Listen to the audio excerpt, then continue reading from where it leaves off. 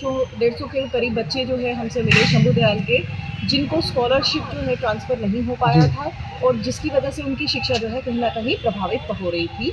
इसमें मामला पूरा देखा गया तो पूरी तरह जो है स्कूल कॉलेज की गलती है, क्योंकि ऑनलाइन सारा काम होता है, ऑनलाइन डिटेलिंग जाती है, ऑनलाइन उनकी अटेंडेंस जाती है और जो सरकार की नियमावली है वो ये कहती है कि 75% से ऊपर की जिसकी अटेंडेंस होगी उसी को सिर्फ स्कॉलरशिप दिया जाएगा। और इन बच्चों ने अपना पूरा साल दिया, पूरी मेहनत से कॉलेज भी जाते रहे, अटेंडेंस पूरी दी, लेकिन कॉलेज ने कहीं ना कहीं जब इनका ऑनलाइन भरा, इनका फॉर्म भरा गया, डिटेल भरी गई, तो उसमें किसी के 62, किसी की 65, ऐसे करके अटेंडेंस भरी गई। छात्र हूँ बीएड सेकंड ईयर, मेरा रिजल्ट आ चुका, मैं क्लियर हो गई और मेरी स्कॉलरशिप अभी तक नहीं आई है। फर्स्ट ईयर में भी नहीं आई थी और सेकंड ईयर में भी नहीं आई है। हमने अपनी फीस कैसे करके सबमिट करी है, किसी से पैसे लेके करी है कि हम उसको बाद में देंगे, पर जब स्कॉलरशिप नहीं आएगी तो हम क्या करेंगे और हम आगे की पढ़ाई कैसे करेंगे। बीएड सेकेंड ईयर की स्टूडेंट हूँ। शंभू कॉलेज से मैंने अपना बीएड कंप्लीट किया और सर हमारा बीएड कंप्लीट हो भी चुका है, रिजल्ट भी आ गया, लेकिन हमारे पास कोई भी स्कॉलरशिप का एक पैसा नहीं आया। इन लोगों ने बोला है हमसे कि आपको 75% पे ही, उन्होंने बोला कि आपका जो डाटा है वो ब्लॉक कर दिया गया है और लखनऊ से ही हो सकता है जो कुछ होगा। अभी बात है कि हम इतने सारे 150 बच्चे हैं दोनों क्लास के मिला के, फर्स्ट और सेकंड ईयर के, हम 150 बच्चे लखनऊ छोड़ना जाएंगे, ये काम हमारा नहीं है, सरकार का। स्कॉलरशिप मिलेगी अगर आपका अटेंडेंस 75% है तो 65% पे इन लोगों ने वेरीफाई किया है। सबसे पहली बात, सर इनको वेरीफाई नहीं करना चाहिए था 65% पे, और जब इन्होंने वेरीफाई कर भी दिया है तो सर अगर 75% नहीं होगी तो हम एग्ज़ाम भी नहीं दे सकते हैं। हमारा रेगुलर छात्रवृत्ति को लेकर हमारी समस्या, हमारी छात्रवृत्ति एडमिशन कंप्लीट हो गया, दूसरे सेकंड ईयर में एडमिशन लेना, उसके लिए हमारे पास पैसा नहीं। थोड़ा माइक आगे कर लो। सर मैं लखनऊ भी होकर आ चुका हूँ, उन्होंने कहा हमारे पास ऑनलाइन डेटा नहीं आया, इस वजह से आपके साथ सारे 150 बच्चे हैं दोनों क्लास के मिला के, फर्स्ट और सेकंड ईयर के, हम 150 बच्चे लखनऊ छोड़ना जाएंगे, ये काम हमारा नहीं है, सरकार का काम है, क्योंकि हमने डॉक्यूमेंट जो है कॉलेज में सबमिट किया है, कॉलेज का काम है। अब सारे जो शंभू दयाल के छात्र हैं, सारे शंभू दयाल के छात्र हैं। हम लोगों को इन लोगों ने एडमिट कार्ड भी हमारा डाउनलोड हो रहा है, सब कुछ, एडमिट कार्ड भी, एग्जाम भी, रिजल्ट भी आ गया, तो 75 नहीं है तो फिर कैसे इन्होंने वेरीफाई किया? सबसे बड़ा क्वेश्चन मार्क तो ये है ना सर। फिर एग्जाम भी दिलवाए इन्होंने, स्कॉलरशिप के लिए 75 नहीं है सर, ये गलत बात है। बच्चों को इतना परेशान नहीं करना चाहिए। हम बार बार यहाँ आते हैं, बार बार बोलते हैं, अपनी बात करते हैं, लेकिन ये सुनने को ही तैयार नहीं है कोई भी। बड़ी मुश्किल से तो एक दो बात सुनते हैं, उसमें भी फिर वही वहाँ जाओ वहाँ जाओ वहाँ जाओ। हम बच्चे हैं, स्टूडेंट हैं, हमें पढ़ना भी है, तो बताइए हम कैसे करें। सर मेरा फर्स्ट ईयर में भी स्कॉलरशिप नहीं आया और सेकंड ईयर में भी स्कॉलरशिप नहीं आया है। और क्या कहते हैं सर, मैंने तो फीस मतलब फर्स्ट ईयर की कैसे कैसे जमा की थी और सेकंड ईयर में भी फिर करना मजबूरी बन जाता है, ये भी नहीं आती थी स्कॉलरशिप फर्स्ट ईयर में, तो सर साल तो नहीं बेकार गई।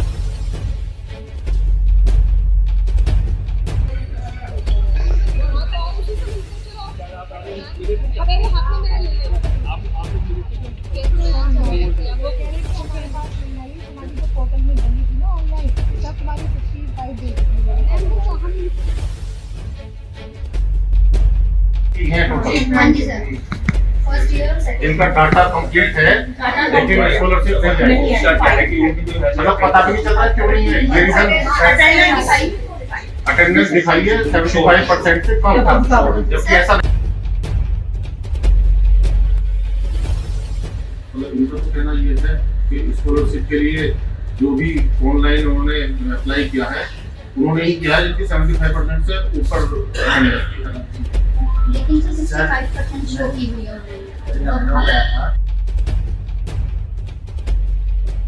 तो वही बताएंगे कि क्या क्यों नहीं, रीजन क्या है, एक्चुअल रीजन क्या है। भाई आपने अपनी बात बताई, स्कूल ने अपनी बात बताई, एक्चुअल स्थिति क्या है, रिपोर्ट वो तो पता चले। हम यहाँ पे आए दिखवा लीजिए। पूछने के लिए, उनके साथ हमारे अटेंड को नहीं है स्कॉलरशिप, तो हंसते हैं ये लोग।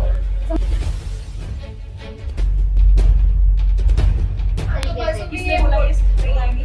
मैम संजीव सर है यहाँ पे, और भी जिनके पास में बैठता है लड़का वो क्लियर मना किया उन्होंने।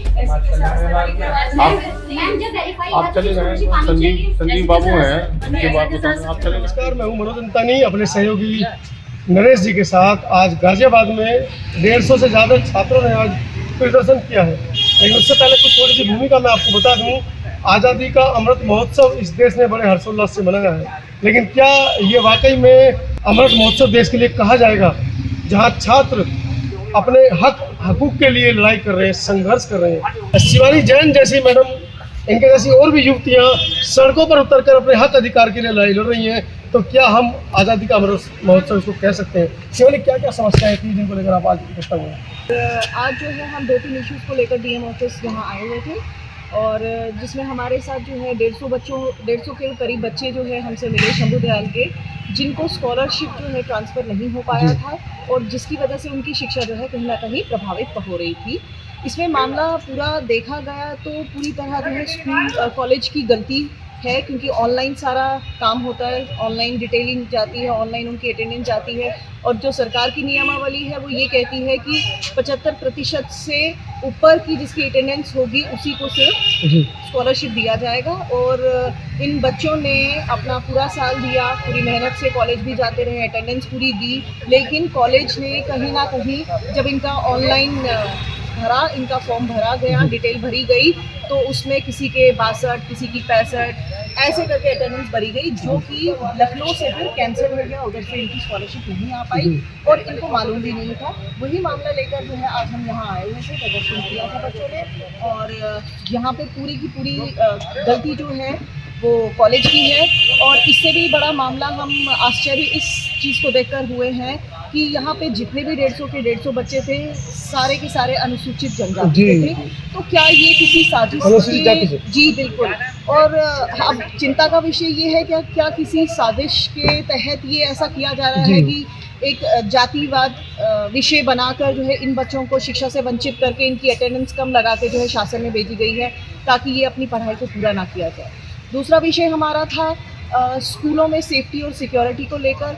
जैसे अभी आपने देखा होगा बमेटा गांव में लगभग 90 के करीब लड़कियों ने अपने प्रिंसिपल के अगेंस्ट छेड़खानी का मुकदमा दर्ज किया, और जिसमें पुलिस ने जो है अपनी नेग्लिजेंस दिखाते हुए सिर्फ छेड़खानी में मुकदमा दर्ज किया, जबकि ऐसे मामले जो है पॉस्को एक्ट में लगते हैं, जिसमें नॉन बेलेबल वारंट होती है। और फिर भी उनको जो है एक सेम डे ही उनको बेल भी हो गई थी। इससे पहले भी पिछले वर्ष 3 साल की बच्ची के साथ DLF स्कूल में जो है छेड़खानी हुई थी, और उसमें भी स्कूल का कुछ नहीं हुआ है। जैसे अरमान कोली, कई ऐसे किस्से हुए हैं गाजियाबाद ज़िले की अगर बात करें। अभी पिछले एक सप्ताह से लगातार एक मामला, बड़ा मुद्दा गाजियाबाद के अंदर पेरेंट्स एसोसिएशन ने उठाया है कि किसी टीचर्स ने ज्ञापन दिया है स्कूल के खिलाफ, उसकी बिल्डिंग सुरक्षित नहीं है बच्चों के लिए। देखिए, हमारे सिक्योरिटी और सेफ्टी में खाली बच्चे के लिए एक जो सुप्रीम कोर्ट की गाइडलाइन कहती है वो ये कहती है कि बच्चे को एक सेफ और सिक्योर के साथ ऐसा माहौल दिया जाए जिसमें वो अपने आप को महफूज समझ सके, फिजिकली और मेंटली दोनों तरीकों से। और बिल्डिंग का मामला उनमें से एक है, क्योंकि जिस बिल्डिंग में बच्चा जो है 6 से 7 घंटे तक रहता है वो नियमों से बनी है, नियमावली से बनी हुई है। उसमें कंस्ट्रक्शन कौन सा यूज़ हुआ है, उसमें फ्लोर्स कितने हैं, उनमें मटेरियल कौन सा यूज़ किया गया है, उसमें खिड़की है कि नहीं है, उसमें दरवाजे कितने हैं, उसमें पेंट कौन सा यूज़ किया है, इसकी सारी स्पेसिफिकेशन ऑलरेडी सुप्रीम कोर्ट ने निर्धारित की हुई है। या फिर उधर पॉस्को की कमेटी बनी है, या फिर डिज़ास्टर कमेटी बनी है बच्चों के लिए। क्या ड्रिल मंथली हर 3 महीने में क्या फायर ड्रिल होती है, बच्चों को सिखाया जाता है। तो ये ऐसे कई मुद्दे हैं जहाँ पे बच्चों की सुरक्षा को लेकर जो है हम चाहते हैं, जैसे इस बच्चों की कोई भी स्कूल जब अप्रूवल लेता है खोलने के लिए, चाहे वो CBSE हो या किसी भी बोर्ड का हो या चाहे सरकारी भी हो, तो उनको कई डिपार्टमेंट से अपने जो है NOC चाहिए होती है चलाने के लिए, जिसमें प्राधिकरण आ गया, PWD आ गया, वाटर आ गया, निगम आ गया, या फिर मेडिकल आ गया, या फिर कई सारे ऐसे हैं, पुलिस विभाग आ गया, पुलिस वेरिफिकेशन नहीं हो पाती है, यहाँ तक कि प्रिंसिपल टीचर्स की वेरिफिकेशन। तो गैर सरकारी हो या फिर प्राइवेट स्कूल हो, उनकी जो है इन्वेस्टिगेशन करे, एक रिपोर्ट बनाए, और जो इन मानकों को पूरा नहीं करते हैं उनको हफ्ते 10 दिन का टाइम दिया जाए उनको मानकों पूरे करने के लिए, अन्यथा की स्थिति में उन पर कार्रवाई हो, क्योंकि यहाँ पे मासूम बच्चों की सुरक्षा का विषय है। शिवानी, लगातार आप इस तरह के मुद्दे उठा रही हैं, आपको नहीं लगता कि जो पेरेंट्स हैं उनका जो मुख्य मतलब समस्या है वो फीस को लेकर? फीस का देखिए, फीस का मुख्य समस्या तो है ही है, लेकिन हम ये कह सकते हैं कि पिछले कुछ टाइम से जो है फीस की समस्या पे कहीं ना कहीं लगाम इसलिए कह सकते हैं हम लग गया क्योंकि एक एक्ट बन गया है जिसको फीस रेगुलेटरी एक्ट कहा गया है, और वो उसके बावजूद स्कूल प्रबंधन अपनी चला रहे, मनमानी कर रहे हैं। मनमानी इसलिए कह रहे हैं क्योंकि पेरेंट्स जो है अपनी आवाज़ उठाने में बुलंद नहीं है। आप अगर आप नियमावली देखेंगे, एक्ट देखेंगे, उसमें क्लियरली लिखा गया है कि जिस स्कूल में थोड़ी फीस अगर उनको ज़्यादा लगती है तो पहले अपनी जो है कंप्लेंट, फर्स्ट कंप्लेंट जो है वो अभिभावक को ही करनी पड़ेगी, और जब अभिभावक कंप्लेंट नहीं कर पाएगा और जैसे कि अभिभावक कंप्लेंट नहीं करता है या उसको किसी तरह से डरा करवाया जाता है या वो प्रशासन तक भी अगर पहुँच जाता है तो फिर उसको डरा धमकी अभिभावक कम जानकारी की वजह से जो है ये प्रॉब्लम्स आ जाती है। अदरवाइज अगर पेरेंट्स अवेयर हो, सारी जानकारी से अवेयर हो, तो हमें लगता है कोई भी स्कूल लूटेगा नहीं, कोई भी स्कूल लूटेगा नहीं किसी भी पेरेंट को, और बच्चे भी सुरक्षित पढ़ते रहेंगे। आज के साक्षात्कार से आप क्या अपील करना चाह रहे हैं पेरेंट्स से, और क्या चेतावनी देना चाह रहे हैं आप स्कूल प्रबंधनों को? स्कूल पे आप इतना निर्भर नहीं होइए, स्कूल सिर्फ आपको एजुकेशन दे सकता है, और स्कूल में जो नियमावली सरकार द्वारा बनाई गई है आपको भी उतना ही जानने का अधिकार है जितना कि किसी और को, क्योंकि आपके बच्चे की सुरक्षा की बात है।